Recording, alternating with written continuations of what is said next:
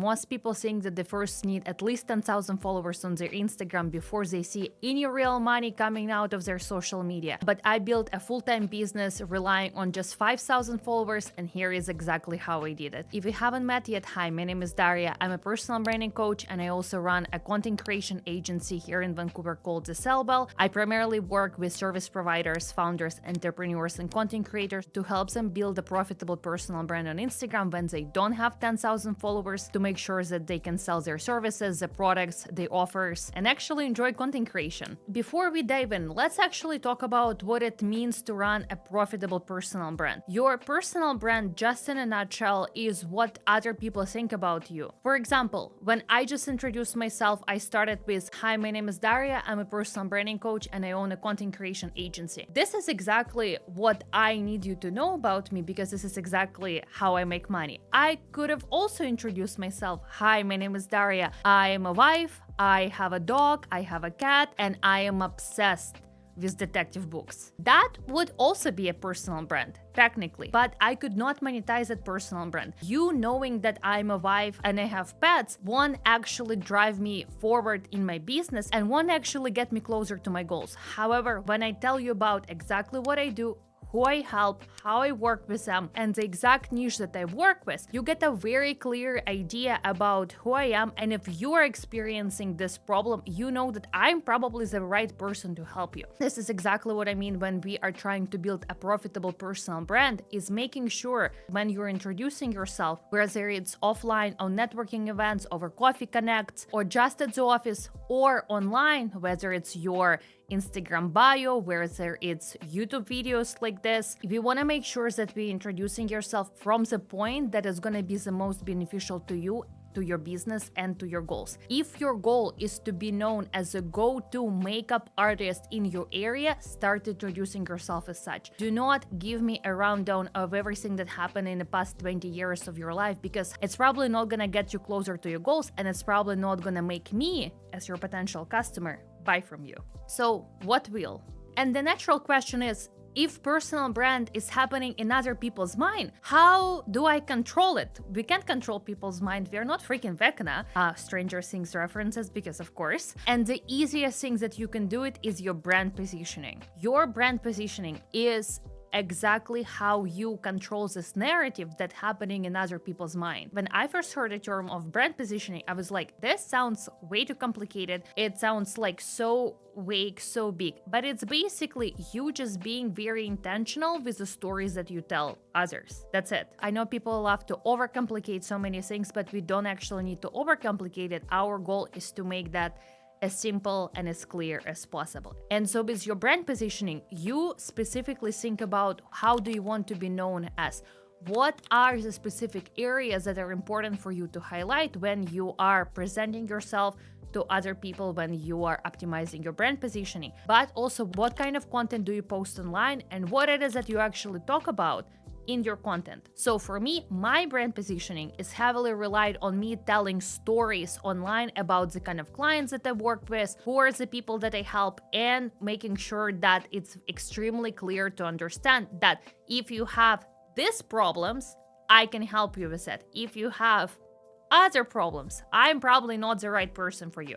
For example, in 90% of the cases, I work with service providers who have less than 10,000 followers on Instagram, and I help them optimize their social media, their content strategy, and get extremely clear with the messaging to make sure that they can get more clients. However, if you are a content creator and your biggest goal is to get brand deals, I'm probably not the right person for you at this point of my career. So basically, always make sure that you are coming from a perspective of what is your business is doing right now, who you're serving, who you're helping, and how you can communicate that to your community online and offline. And we can communicate all of that on Instagram extremely easily using the 3-part formula that I'm using for my own content strategy and with my clients as well. So first things first is clarity. It should probably be like a separate video, but I cannot express enough how many times have I gone to somebody's social media account and I have no freaking idea what they're doing, what are their services, what problems do they solve, how they're helping their people, and like what is just overall happening on their social media.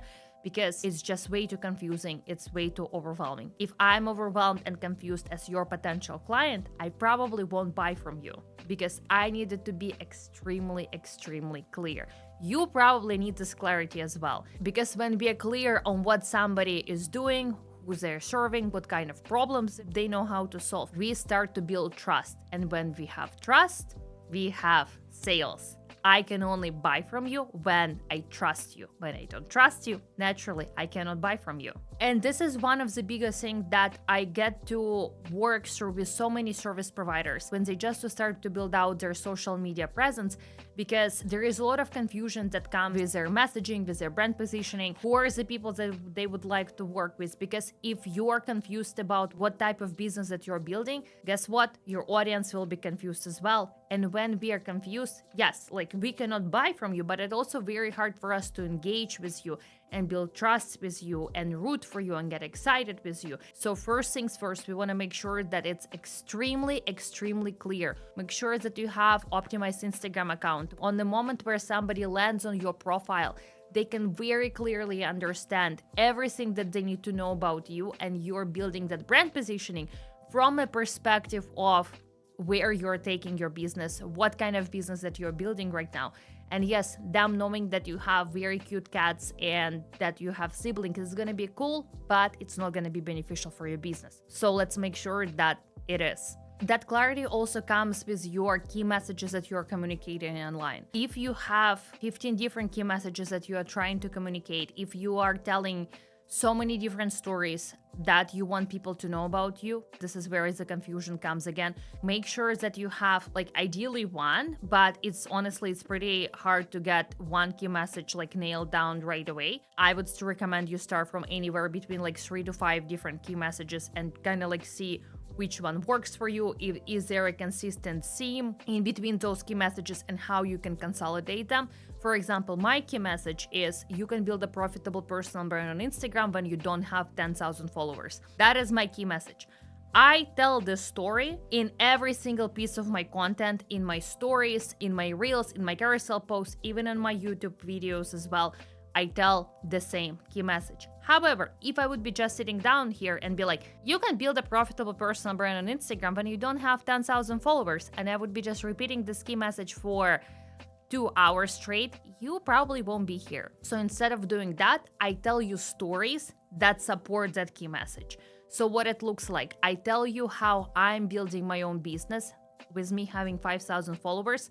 And I tell you about how I'm building my agency, how I'm building my coaching side of the business, what works for me, what doesn't, and that supports my key message. I also share with you about the clients that I work with, my photographer clients who had 700 followers when we just started working together, and how she sold out her services 3 months in advance, even though we were raising her prices like crazy. Or my wedding planner client who when she just started working with me, I believe she had 400 followers when we just started working together. And now after she completed my group coaching program, she scaled to over 2,000 followers. I think she's closer to 3 now. And she quit her full-time job. Her business became her actual business. She grew her team. And so many things that happen. Me telling the story also supports that key message that, again, you don't need to have 10,000 followers to have a profitable personal brand on social media. And then I use the same stories, and then I put it in my Instagram stories, or I would share a carousel post, or I would share a reel, all telling the same story, supporting the same key message. And so it becomes extremely clear what it is exactly that I'm sharing with you. So I need you to do the same, and I need you to make sure that you're communicating key message that supports your business and key message that drives the business forward. And then second component is content strategy, and that's basically how we are communicating those key messages. As I shared before, we are just pulling different stories that support your key message, and we are sharing them in a different format. For example, I love using carousel posts as a way to build an authority content for my social media, and I use those carousel posts to share a breakdown of my client, why something worked for her, why and how she grew to X amount of followers, whatever it is. I'm using a format of a carousel to tell a story, because for my account, carousel performed pretty well.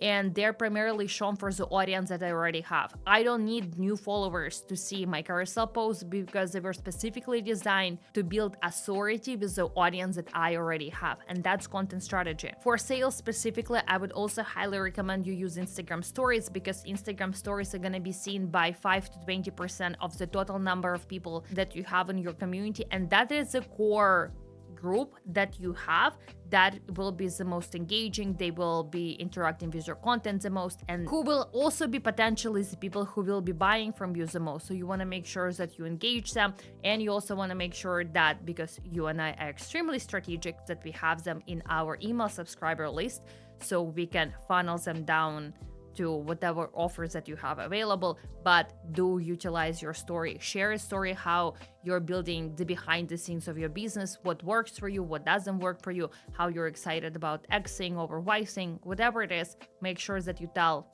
a story on your stories. And the third component is conversion. It's actually you selling on your Instagram. It's you sharing about the case studies, the testimonials, the reviews. It's you sharing the link to your discovery goals, to your freebies, your low ticket offers. Whenever you have a higher ticket offer available, you're talking about it, you're sharing about it. You are actually driving people to your offers. And I know it sounds like the most ridiculous thing that I could have told you to do, but you would not believe the amount of times where I have to tell people that the only reason why you're not converting on your social media is because people have no idea what they can buy from you. So make sure that it's always clear. If it's a service, make sure that they know it. Make sure that you have optimized profile specifically with the intention to sell those services. Make sure that you have pinned posts, one where you are introducing yourself to the people who are yet to follow you. Second one is a case study related to that service in particular. And the third one is you telling people how they can book you and your service. Maybe it's a discovery call, maybe it's them downloading a lead magnet, whatever it is. Make sure that it's extremely clear how people can buy from you, and make it easy to access your services. Make sure that you have a link in bio where people can click on and locate your website. It's that simple. When we are trying to sell to our audience, it's extremely important that we actually do the selling, and that means telling people about our offers, optimizing our entire social media presence to make sure that people know what kind of services they can buy from us, making sure that we're building authority with our personal brand by telling the type of problems that we have already solved for our clients' journey, our clients' results. If you don't have clients, that's not a problem. Do the same, but just for yourself. Share about how you're building your business, share how you brought yourself the results that you can bring to other people, and share all the wins and all of the milestones in your social media journey so people can see that and celebrate it and build this trust and connection with you. Because again, when people can trust us, people buy from us as well. And listen, all of these steps are pretty simple. They're not easy, but they're simple. And you're probably sitting here like, okay, I need to optimize my profile, I need to rearrange my website, I need to change the entire content strategies that I have built for next month. And yes, while you do probably need to do all of that, make sure that we are ditching perfectionism and we are actually building it sustainably. Because one of the worst things that you can do for your social media growth, and I have seen unfortunately it so many times, it's when we become paralyzed by the perfectionism, because we have this perfect idea of the type of content we want to deliver or the type of service that we want to deliver, and we are not there yet. So we are not doing anything at our level right now, because it's either we are delivering everything at 10 out of 10 or it's 0. So I want you to focus on level 1, 2, 3, whatever it is, whatever is level accessible to you right now. I know, and there's so many people are saying, oh my God, you just need to show up. Don't worry about being perfect. But like, actually, think about what is the most executable thing right now that you can do and focus on that, because that probably will be the biggest thing that you can do for your social media and for your growth. And this is how we can slowly but surely arrive to that level 10 out of 10 deliveries that you know that you can do, but we do need to go through all of the level before that to make sure that we can actually arrive to that point. It's better to start now than wait for 6 months before your content is perfect, before you feel 100% ready, before everything is like 100% optimized and super perfect and super great, because you're not gonna do it. 6 months are still gonna come, but how great it's gonna be when the 6 months are gonna pass and you're like, hell yes, I actually did that, right? If you're ready to take your personal brand development journey even further, I have attached multiple different resources, from how to build your profitable Instagram checklist, and it's free, to 50 reels ideas for growth and sales, which I absolutely love. And I use those reels myself probably like every month at least, simply because I really don't want to reinvent the moon, and I can just like pull all the brilliant ideas that I already got and start sharing about them online. And I also attached a link to my 100 Instagram stories ideas for sales. That one is $27 Canadian. And what I basically did is analyzed every single Instagram stories that worked for me to convert my clients, anywhere from a low ticket offer of $27 to $7,000 coaching container. So make sure that you check it out as well. And that thing is gold. I am prepping to sell my next group coaching cohort right now. And what I did is just pull out all of the ideas from that 100 stories ideas for sales guide, scheduled for me to do them throughout the entire sales cycle. And I know that I will be good to go, and I will have my 10 to 15 people group coaching cohort, simply because Instagram stories is one of my primary revenue generators. So make sure that you check it out. Thank you so much for watching, and don't forget to subscribe.